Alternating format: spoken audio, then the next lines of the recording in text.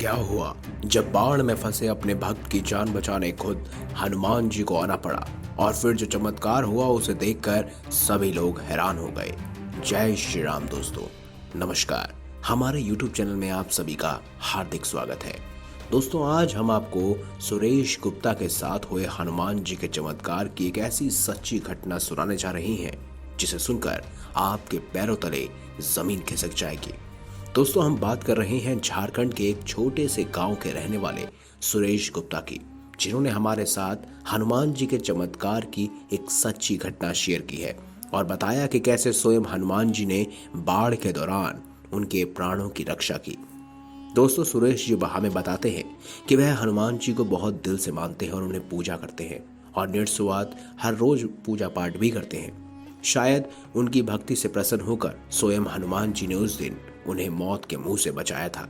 इसीलिए तो आज भी वो कहते हैं, बाल न बांका कर सके न मिटा सके सम्मान, जिसकी रक्षा कर रहे हूँ स्वयं पवन पुत्र हनुमान।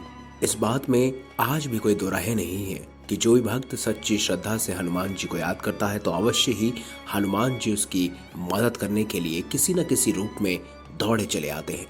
आइए दोस्तों, जानते हैं आखिर कैसे स्वयं हनुमान जी ने बाढ़ से निकालकर सुरेश गुप्ता के प्राणों की रक्षा की।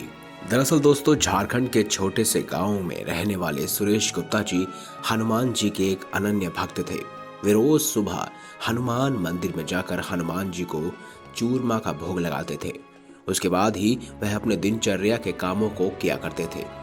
बात उस समय की है जब एक बार मौसम बहुत खराब हो गया। सुबह से ही बारिश हो रही थी। सुरेश जी बताते हैं कि वह बारिश में भी हनुमान जी को चूरमा का भोग लगाने चले जाते हैं। घर वालों के बहुत समझाने पर भी सुरेश जी नहीं मानते और हनुमान मंदिर चले जाते हैं।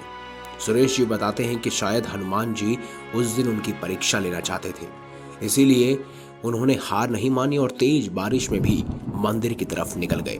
जैसे ही सुरेश आधे रास्ते पहुंचे तो अचानक से जोर जोर से बारिश होने लगी। आसमान में जोर जोर से बिजलियां कड़कने लगी, मानो जैसे बादल फटने वाला हो। ऐसी प्राकृतिक घटना को देखने के बाद सुरेश जी हनुमान जी का नाम लेते हुए मंदिर की तरफ बढ़ने लगे। जैसे ही वह 500 मीटर आगे बढ़े, सुरेश जी ने देखा कि नदी में तेज पानी की लहरें उत्पन्न हो रही हैं, जो लगातार उनकी तरफ बढ़ रही हैं। लेकिन सुरेश जी फिर भी नहीं रुके और हनुमान जी का नाम लेते हुए आगे बढ़ते चले गए। तभी पानी की एक लहर सुरेश जी से टकराती है, जिससे सुरेश जी डूबने लगते हैं और एक पल में सुरेश जी को लगता है जैसे उनका आखिरी समय आ चुका है। लेकिन सुरेश जी अपने परिवार को याद न करते हुए केवल हनुमान जी को याद करने लगते हैं। पानी में सांस न लेने की वजह से सुरेश जी बेहोश हो जाते हैं और तभी सुरेश एक ऐसा सपना देखता है जिसे देखकर वह रोने लगता है, क्योंकि वह उस समय साक्षात हनुमान जी के सामने खड़ा था।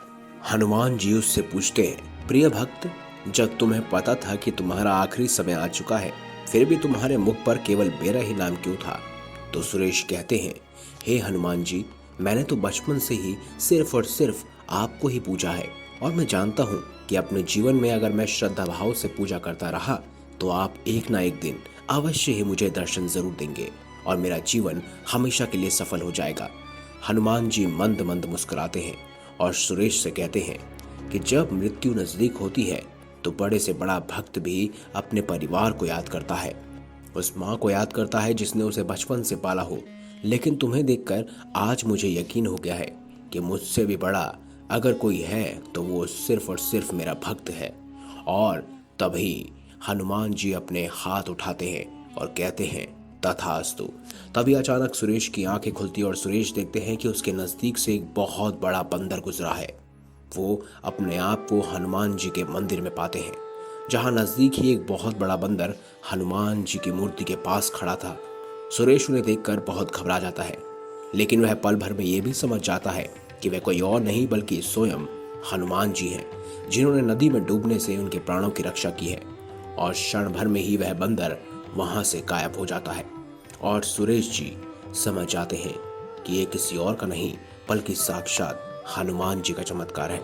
सुरेश जी ने सारी घटना अपने घर वालों को बताई, लेकिन किसी ने भी उनकी बातों पर विश्वास नहीं किया। सबने उनका भ्रम समझकर उनकी बातों को टाल दिया।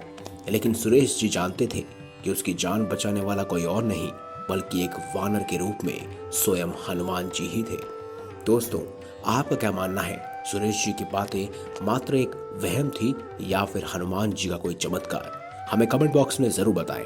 वीडियो अच्छी लगी हो तो लाइक करें, चैनल को सब्सक्राइब करें और जय श्री राम अवश्य लिखें। धन्यवाद।